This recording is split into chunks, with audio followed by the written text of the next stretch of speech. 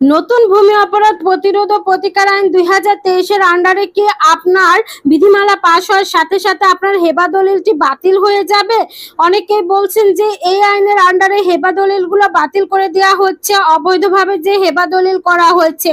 আসলে এই আইনের আন্ডারে হেবা দলিল বাতিল হবে এই কথাটা সম্পূর্ণ সঠিক নয়। হেবা দলিল যখন অবৈধভাবে করা হবে তখন সেই হেবা দলিলটি জাল দলিল হিসাবে বিবেচনা করা হবে